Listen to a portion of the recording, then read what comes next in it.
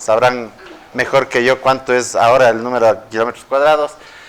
16.5 millones de habitantes somos en este país, es uno de los más densamente poblados de América Latina.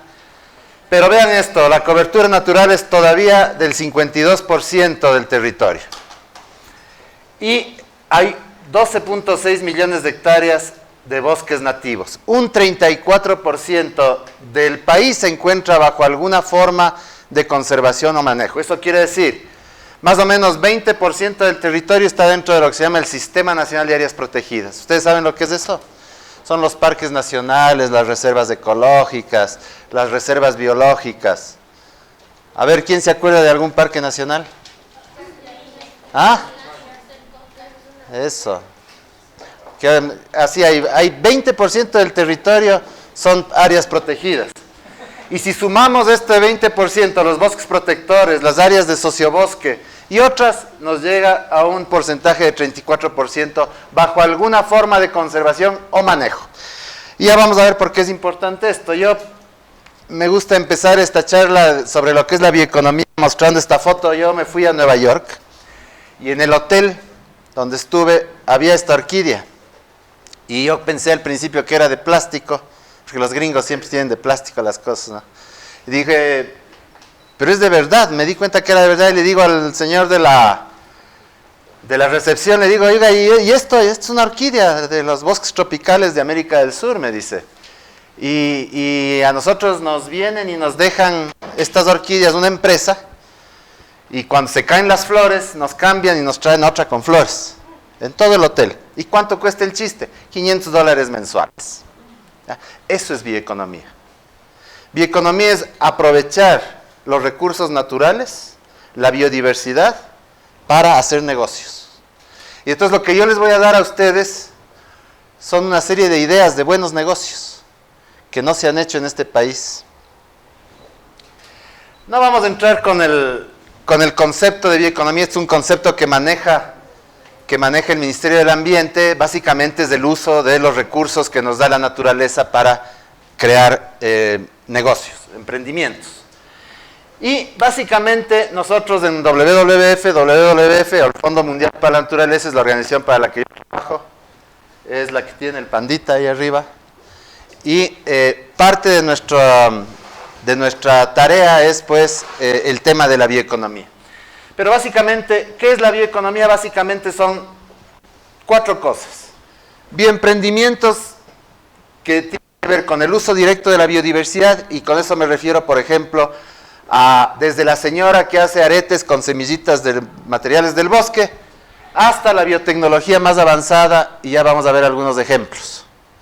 Biotecnología que, por ejemplo, en algunas universidades ya se está desarrollando, con productos de la biodiversidad o de la naturaleza.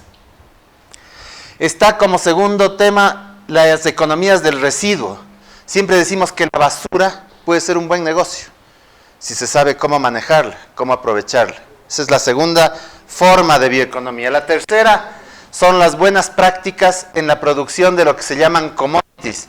Los commodities son todos esos cultivos que nos dan recursos al país cuando los exportamos. Hablamos de banano, hablamos de café, cacao, rosas, atún y otros, 4 o 5, más allá del petróleo.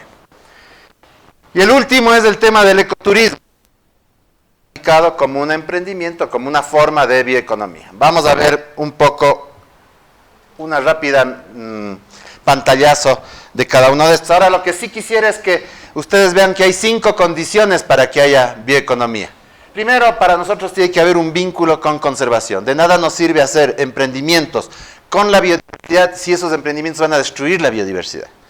Lo que queremos son emprendimientos que contribuyan a la conservación de esa riquísima biodiversidad que tiene el Ecuador. Acuérdense que el Ecuador es uno de los países megadiversos del planeta. Solo hay 15, 17 países, muchos están aquí en América Latina, el Ecuador es uno de esos. Segundo, tiene que tener un componente, cualquier proyecto de bioeconomía tiene que tener un componente de investigación o innovación. ¿Por qué es importante eso? Porque no queremos vender el producto en bruto, queremos empezar a producir cosas con valor agregado. Es decir, no vender el plátano, sino vender la mermelada de plátano. Vamos a ver unos ejemplos. tiene que haber alguien que ponga la plata, pues, si no, ¿cómo hacemos emprendimientos si no hay inversionistas? Y aquí entra la banca, entra empresa privada, entra la banca pública, entra la economía popular y solidaria, entra los fondos de la Iglesia Católica, lo que sea. Pero tiene que haber inversión. Después tiene que haber mercados, porque de nada nos sirve un producto si no se le puede vender, si no tiene un mercado, nacional o internacional. Y lo más importante para nosotros es que tiene que haber organización social y lo que nosotros llamamos acuerdos o contratos sociales. ¿Qué es esto? Que quienes hacen los bioemprendimientos, los emprendimientos estos usando la biodiversidad, tienen que ser organizaciones locales bien organizadas, con buenas prácticas financieras, que sepan cómo se maneja estos temas de los mercados, que no es fácil, porque cuando ustedes entran a los mercados les pueden comer a ustedes. Entonces tienen que estar preparados para enfrentarse al mercado, para utilizar el mercado y para sacar provecho del mercado, para poder salir de la pobreza, de la desnutrición, de los problemas que todavía tenemos. Nosotros le apostamos mucho a la bioeconomía en general con comunidades locales. Entonces, el tema es, para el primer tema, el de emprendimientos locales, es muy simple. Por ejemplo, supongamos que este es un área protegida o un área de sociobosque, y siempre en las áreas protegidas, como ustedes saben, vive gente alrededor o adentro. En la mayoría de las áreas protegidas del país vive gente. Y sin embargo es la gente normalmente la más pobre, porque tiene restricciones de uso. El momento en que está viviendo dentro de un área protegida, el Ministerio del Ambiente no le deja hacer nada. No le deja producir, no le deja... Entonces, ese es otro de los enfoques que nosotros hemos decidido tener. Apoyar los emprendimientos productivos de personas, de comunidades locales que viven dentro o alrededor de áreas protegidas. Porque el área protegida les puede dar protección, pero también tenemos que darles alternativas para la producción. Entonces hay mucha gente que, por ejemplo, produce, esto es mora, por ejemplo, ¿no? Y vende en el mercado la mora, la uvilla, la frutilla, lo que sea, y gana algo de dinero. Normalmente sin valor agregado. Otra cosa sería vender la mermelada de mora, y entonces tendrían un poco más de recursos. Y otra cosa sería vender la proteína hidrolizada de mora, que es un procedimiento que las proteínas hidrolizadas se usan, por ejemplo, en las bebidas energizantes. ¿Ya? Entonces, esto, que no es tampoco demasiado complicado, podrían hacer las comunidades locales para ganar un poco más de recursos. Esto es darle valor agregado al producto. El producto sale de aquí, pero llega al mercado con un valor agregado, que es esto, ¿ya? Y por lo tanto, tiene más posibilidades de recibir mejores ingresos. Ahora, alguien, como les digo, alguien tiene que financiar esto. Ponerse una planta de proteína hidrolizada no es tan complicado, no es tan costoso, y ahora vamos a ver algunos otros ejemplos. El otro tema que hay que resolver es el tema de la intermediación, ¿no es cierto? Siempre entre el productor y el mercado final hay una serie de intermediarios que se llevan todos los recursos y el productor siempre recibe lo mínimo, porque no tiene valor agregado el producto. El producto llega al primer intermediario y ya le ponen una bolsita de plástico y ya le vende un poquito más caro. Este ya le vende un poquito preparado, este ya vende la mermelada hecha y lo que recibe el productor es poquísimo. Entonces la idea de la bioeconomía es darle valor agregado a las cosas. Vamos a ver, entonces tener un valor agregado y un mercado final que obviamente también ganes lo que tenga que ganar como parte de su modelo de negocio. Economías de residuos. ¿Por qué es tan importante esto de la economía de residuos, que también se llama economía circular? Porque en el Ecuador se producen casi 4 millones de toneladas de residuos sólidos por año. 4 millones de toneladas por año. De esto, el 60% es material orgánico. Material orgánico que se pierde, que genera gases de efecto invernadero, genera metano y contribuye al cambio climático. Es decir, una serie de problemas. Contamina, porque más o menos la mitad de los gobiernos autónomos descentralizados todavía tienen botaderos a cielo abierto. Es decir, sin ningún manejo de la basura. No sé si ustedes han ido a un botadero a cielo abierto. Es la antesala del infierno. Hay en todo. lo que pueden imaginar, porque la gente va y bota sin ningún tipo de manejo.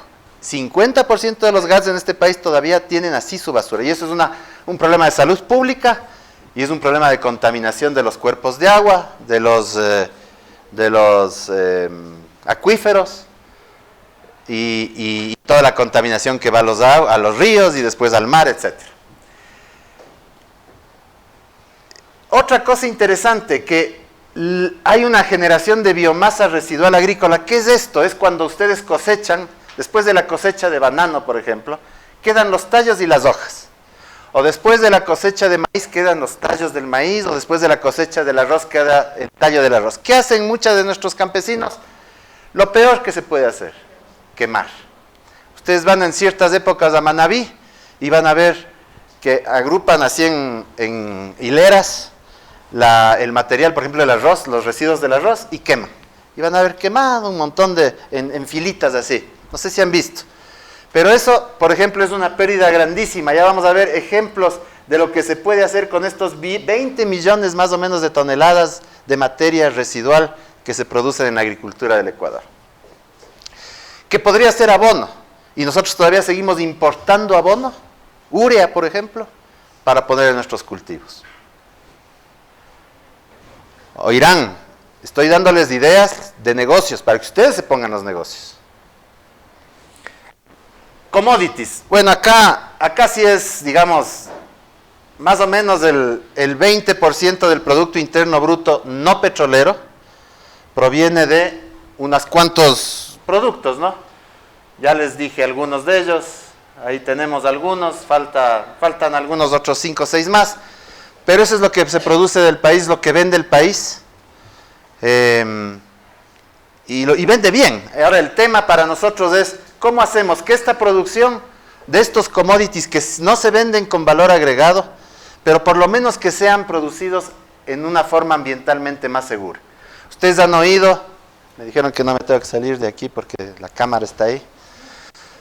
Ustedes han oído que hay muchas críticas al banano ecuatoriano en Europa y en algunos países por algunas denuncias internacionales que se han hecho, porque fumigan encima de escuelas, fumigan encima de pueblos, fumigan encima de la gente está enferma, tiran los residuos al río.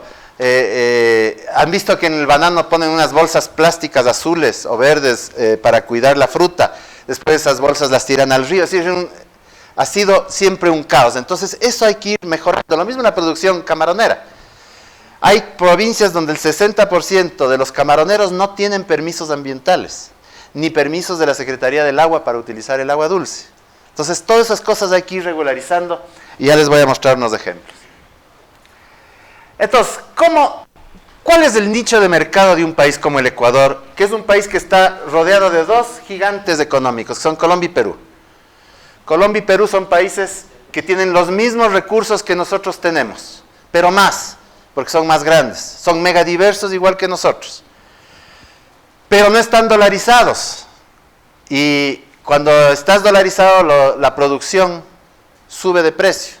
Entonces es difícil competir con estos países en los mercados internacionales, pero sí podemos hacer una cosa: competir en un nicho de mercado que incluya certificaciones ambientales y sociales. Un producto que tenga una certificación ambiental y una certificación social, que hay muchos, aquí solo he puesto 4, pero hay como 15 certificaciones. Pueden vender sus productos en una serie de mercados en Europa y Estados Unidos que les gusta comprar productos o orgánicos o certificados. ¿Qué son estos? Y estos son una partecita nomás. Con lo que nos compre, por ejemplo, 3 de estos, toda nuestra producción certificada podría tener un mercado en Europa y Estados Unidos. Entonces nosotros hemos venido trabajando en buenas prácticas ambientales con banano. Producimos banano, ayudamos en la producción de banano en unas fincas en Guayas, en El Oro, en Los Ríos, que tienen Incañar, gracias, que tienen buenas prácticas ambientales. No es banano orgánico, pero es banano que no les fumiga a las personas en la cabeza, que cuida el agua, que tiene 93 parámetros y criterios que tienen que cumplir para entrar al programa. 93, ambientales y sociales. Si cumplen con los 93, venden su producción a esta cadena, que es algo así como un Supermaxi, pero alemán, que también es especializada en productos con buenas prácticas ambientales. Desafortunadamente solo tenemos 2.500 hectáreas en el programa. La idea es ir ampliando cada vez más. La idea es hacer lo mismo con camarón. Tenemos otro proyectito, que aquí tenemos un ejemplo del chocolates Pacari. Los Pacari, tenemos un convenio con Pacari, ahí pueden ver el logo del pandita, mediante el cual, y aquí mi compañero Jorge, Rafael, Jorge es del alcalde, Rafael Yunda, por eso me equivoco, Jorge Yunda. Rafa, vos vas a hablar de esto en la siguiente, que es también un acompañamiento de buenas prácticas en el manejo de cacao comunitario en la reserva del Cuyabén, que Rafael les va a explicar más tarde. Y tenemos el ecoturismo. 1.6 millones de turistas en 2017, debe estar por 1.65 ahora, cada vez sube más. Esto genera 1.600, 1.700, 1.800 millones de dólares al año, es un montón de plata. Una cosa que es importante que ustedes sepan es que no es un dato oficial, pero el 80% de los turistas que vienen a este país va a las áreas protegidas. No hay turista que no venga a Quito y no quiere irse al Pululagua, al Cotopaxi. No hay turista que no vaya a Guayaquil y no quiere ir a la puntilla de Santa Elena o a la isla Santay. No hay turista que no vaya a las playas de Manabí y no quiere ir al Parque Nacional Machalilla. 80% del turismo va a las áreas protegidas. Y Galápagos, que obviamente es la joya de la corona, que recibe 240,000 turistas de alta gama, ¿no? Porque para ir a Galápagos, ustedes sabrán, cuesta mucho. Entonces yo lo que les voy a enseñar aquí es algunos emprendimientos que ya existen en el país, pero que todavía están en una escala muy chiquita de mercado o en fases experimentales. Y aquí quiero que presten atención porque aquí están las ideas para negocios para ustedes. Vean, por ejemplo, el bambú. Ya hay una pequeña empresa que está creando los marcos de bicicletas en bambú, con mucho éxito, cosas así como esta. Hay una comunidad en Santa Elena que está desarrollando sorbetes de bambú. Claro, la producción es chiquita, ¿no? La otra vez había ido un comprador de sorbetes de bambú a esta comunidad y les había dicho, sí me interesa, está chéverísimo, quiero un contenedor para la próxima semana. Le habían dicho, pero nosotros no producimos ni un cuarto de contenedor en el año. Entonces, ahí está el problema del volumen y el mercado, porque muchos mercados lo que te compran es en volumen, porque así les resulta mejor, pues, entonces, por eso hay que ver qué mercados son los apropiados para un producto que es más especializado. La otra vez estaba con una señora que es la dueña de esta café Giletti. ¿Giletti es? Bueno, es un café que se ve. ¿Ah? Galetti, perdón, Galetti. Galetti, ella me decía, nuestro café es caro, se vende 6, 7 dólares la fundita.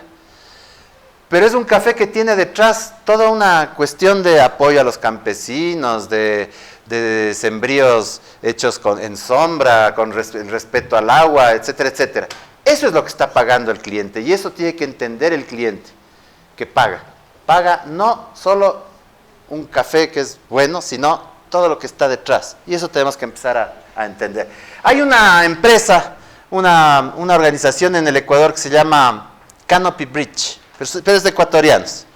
Y ellos, por ejemplo, están identificando productos del bosque amazónico que puedan ser comercializados, nuevos productos. Y tienen esta nuez, que es una especie de cacao, que le dicen macambo, y que ya se vende en algunos sitios en el país, y que es, digamos, como se usa para tomar cervecita, así como maní, ¿no? Así como una, ¿ya? Dulce o salado, ¿ya? Y ellos también están haciendo, por ejemplo, identificando ciertas especias amazónicas. Han identificado, por ejemplo, una especie de salsa china, que no es de soya, sino de un producto amazónico. Entonces están comercializando ese tipo de cosas.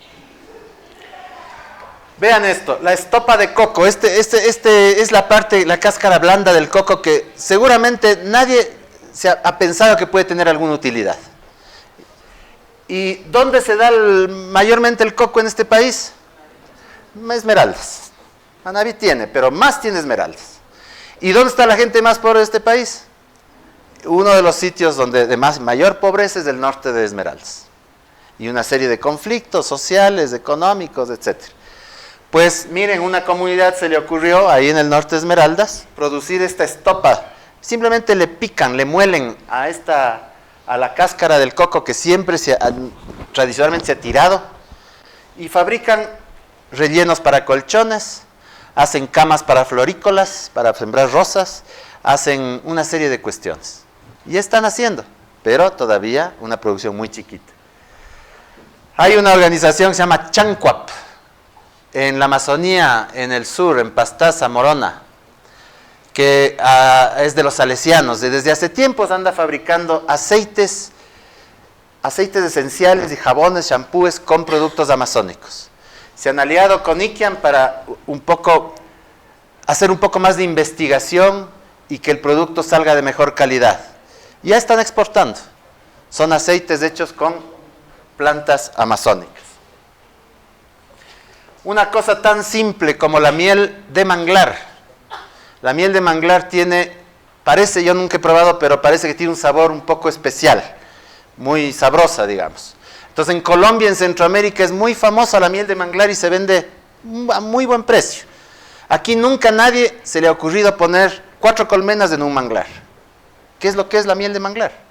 Las abejas salen, visitan las flores que están asociadas al manglar, y el manglar hacen su miel, y ahí está un mercado interesante. Entonces ponen aquí, miel de manglar. ¿Qué es la ventaja de un producto así? Que necesitas manglar, pues, para tener la miel. Si talas del manglar, te quedas sin miel. Entonces ese es el vínculo con conservación, por ejemplo. Y vean, la maricultura. ¿Ustedes saben lo que es la maricultura? Es criar, como en cautiverio, productos marinos. Ustedes pueden criar langosta, pueden criar varias cosas, como en corralitos, en el agua, en el mar. Es como unas gallinas, tener gallinas, pero marinas en el mar. ¿Ya? Y la Escuela Politécnica del Litoral tiene un centro de investigaciones marino-costeras y han estado produciendo todo el ciclo de vida de varios productos que tienen alto valor comercial. El pepino de mar, que es famoso porque aquí no comemos, pero en China se enloquecen por esto. Yo una vez probé, es feísimo, pero a los chinos les gusta. Y pagan lo que sea por el pepino de mar. Porque además dicen que tiene ciertas propiedades que no me constan, pero el pepino de mar es un producto que tiene altísimo valor en los mercados internacionales. Ostiones. Aquí en Quito casi nunca se consigue ostión. Llega el ostión de la costa y se llevan 3 restaurantes. Se podría vender el ostión, ellos han criado ostión desde la larva, o enlatado de ostión. Este es un caso de enlatado de cangrejo hecho por comunidades en manglares Churute. Las mismas comunidades cosechan el cangrejo, le sacan la carne y le enlatan. ¿Cuál es la ventaja del enlatado? Dura más. Tienes que hacerlo técnicamente, obviamente, pero dura más. Este es un lindo ejemplo de bioeconomía y conservación y solución de un problema social. Son las vicuñas. ¿En dónde están las vicuñas en este país? Chimborazo. Es el único sitio donde hay vicuñas, la reserva de producción faunística de Chimborazo, reserva de fauna de Chimborazo. Pues hace 30 años se metieron las primeras vicuñas importadas, creo que fueron 6 parejas importadas, 2 de Chile, 2 de Bolivia, 2 de Perú. Ahora tenemos 7,000 vicuñas. ¿Saben cuánto cuesta la fibra de vicuña en bruto? O sea, esquilada de la vicuña y así, vendida. Entre $300 y $500 el kilo. ¿Ya?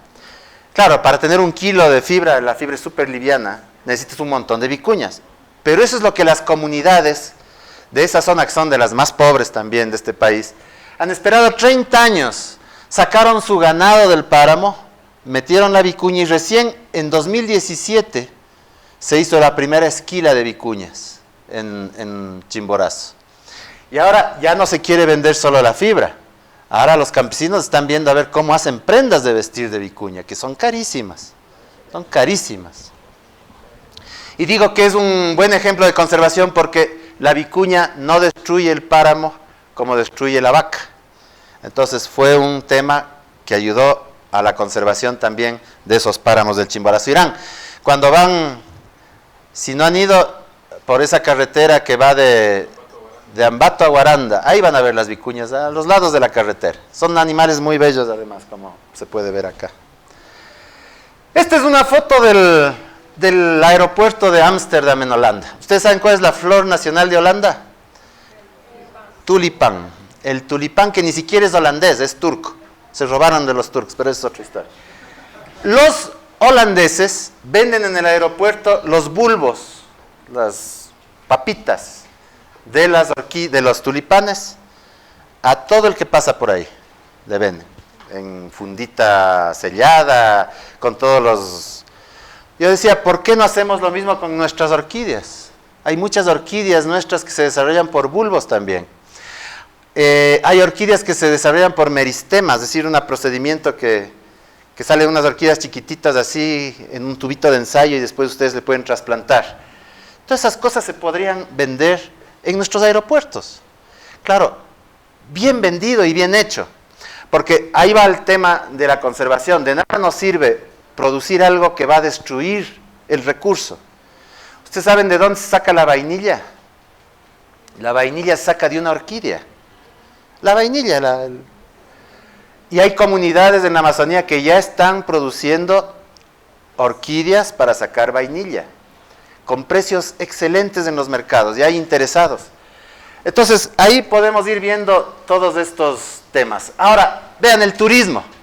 Turismo, ya está bien berreado el turismo, ¿no? El turismo ya, todo el mundo quiere hacer turismo, pero hay cosas del turismo novedosas, innovadoras. Ahí viene el tema de la innovación.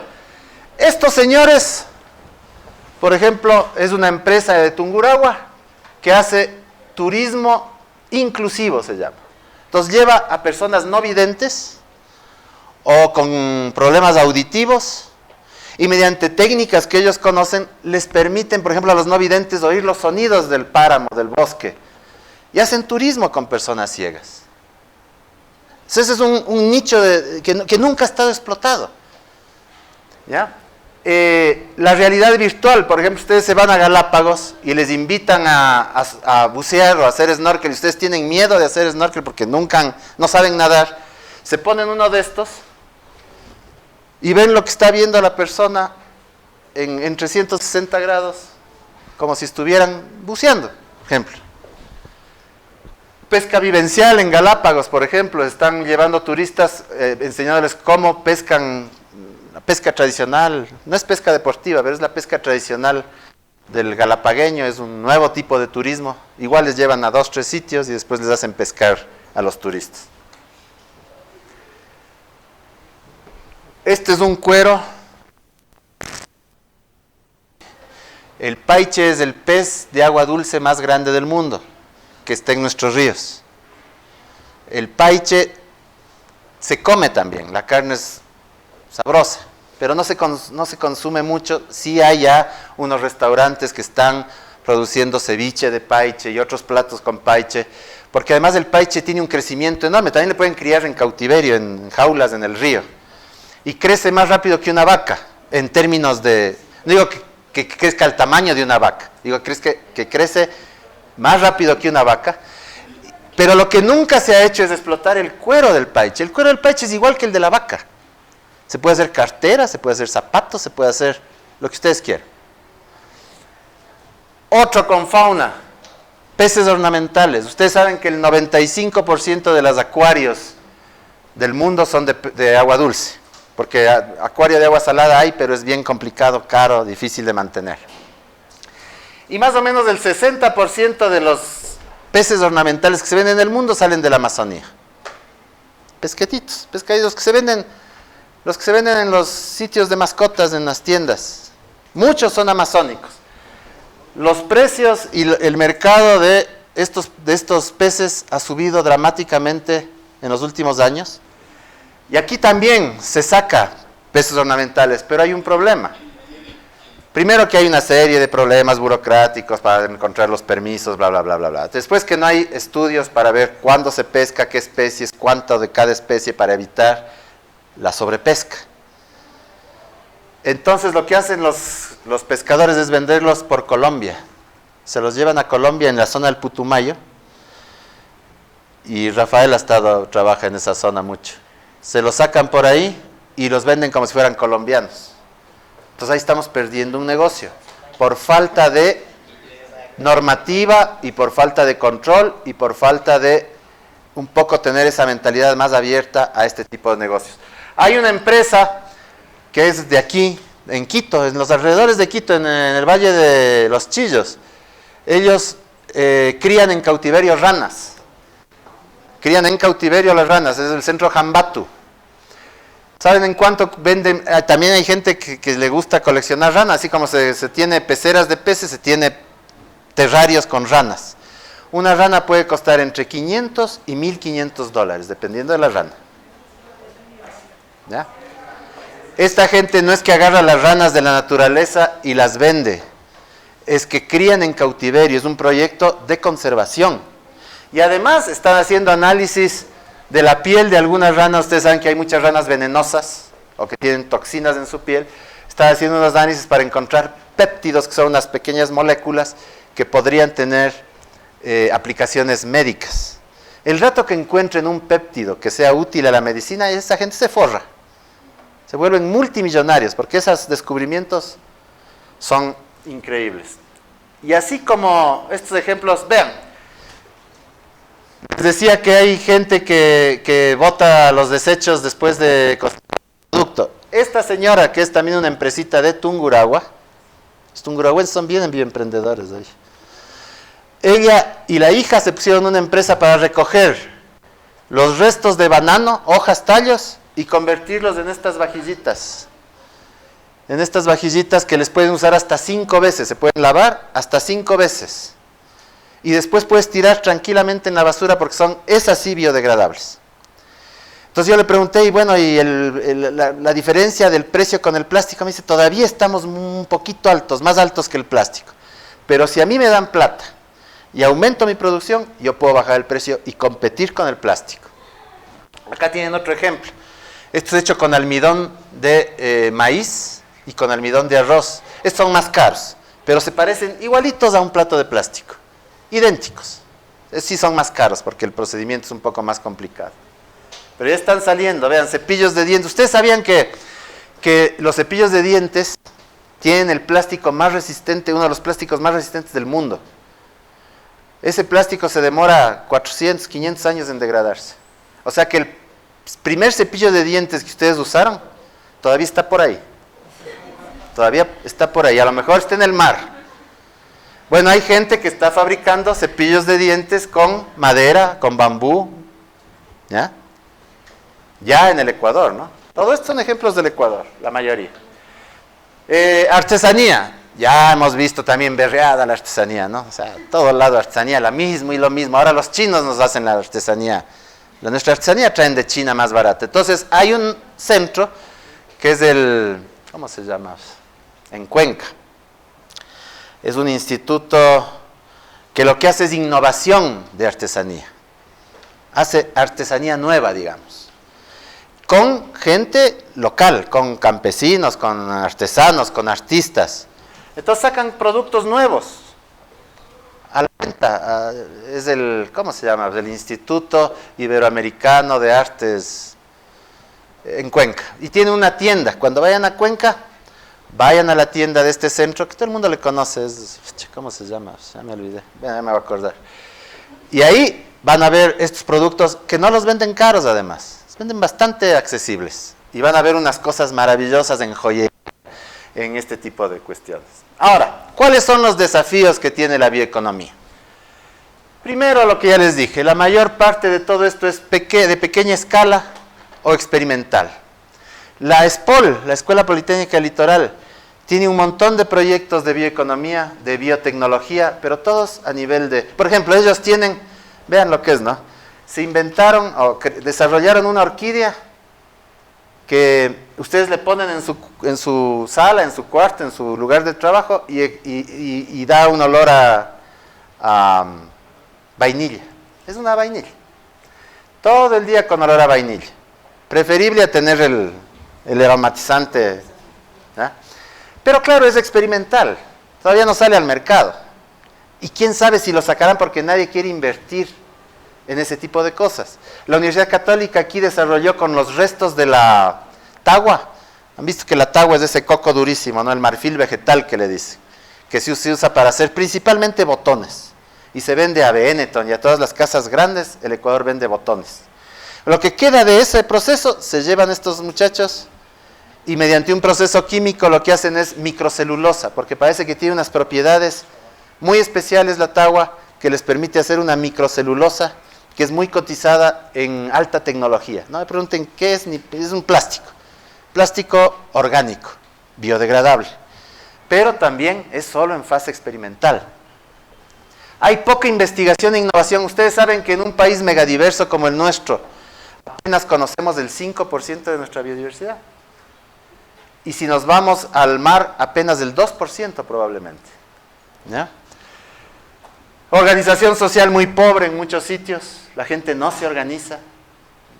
Si cuando vivimos en un edificio es difícil organizar a todos los copropietarios o arrendatarios de un edificio o de un multifamiliar. O sea, tenemos que empezar a entender esa cultura de la organización. No hay inversión, pocos incentivos, nadie quiere dar plata para esto, hay muy pocas organizaciones o financieras que dan plata a este tipo de cosas, porque son de alto riesgo y porque los usuarios son personas pobres que muchas veces no son sujetas de crédito. Entonces entran en un círculo vicioso de que soy pobre, no tengo crédito, como no tengo crédito no puedo hacer nada, sigo siendo pobre. Y ese círculo es el que hay que romper de alguna forma. La economía popular y solidaria fue, no sé si todavía seguirá siendo, pero fue una posibilidad real de poder hacer estas cosas. El Fondo Ecuatoriano Popularum Progreso de la Iglesia es una alternativa, pero todavía no se meten mucho en este tipo de emprendimientos. Se han metido mucho en agricultura tradicional, pero no en esto, en agricultura orgánica. Los empresarios e inversionistas no les gusta salir de su zona de confort, ¿no? Produjeron aceite los abuelos o los bisabuelos, los abuelos aceite, los padres aceite, los hijos aceite, y los nietos, si no destruyen la empresa, seguirán produciendo aceite. Entonces no les gusta diversificarse, no les gusta ver cosas nuevas. Bajos volúmenes de producción, ya les dije, ese es uno de los problemas, por eso hay que buscar nichos de mercado muy específicos que no te compren en volumen, sino en calidad. Aquí lo que tiene que vender el Ecuador es calidad ambiental, social y calidad. Ya hice algo que no sé qué es. No hay continuidad en la producción. Muchas veces vas donde los campesinos y te dicen, y les dices, ya está mi segundo contenedor del producto. No, me dicen, no, ya, venga el mes próximo, porque este mes, con lo que usted nos dio el mes pasado, ya estamos. Pero los mercados no funcionan así. Los mercados necesitan una producción continua para poder satisfacer las necesidades de los clientes.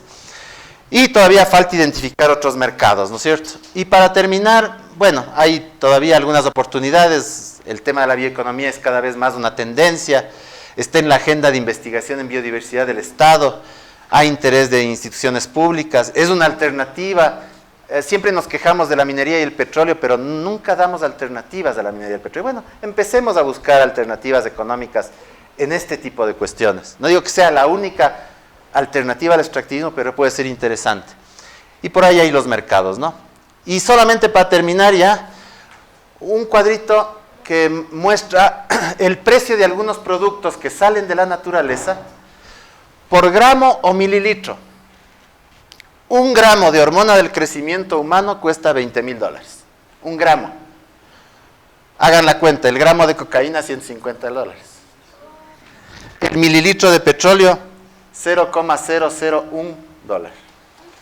¿Ya? Entonces aquí hay algunos productos, algunos son ilegales, por ejemplo la vesícula del oso que se llevan los chinos también para no sé qué propiedades que tiene, $7. El café, etcétera, etcétera. Pero vean, el taxotere, que es una medicina que se saca de esta plantita y que cura el cáncer, es decir, sirve para hacer las quimioterapias, $12,000 el gramo. Obviamente, aquí han invertido millones de dólares para encontrar que esta planta tiene ese producto y que ese producto es útil para algo. Pero es lo que hay que hacer. Con esto termino. Muchas gracias.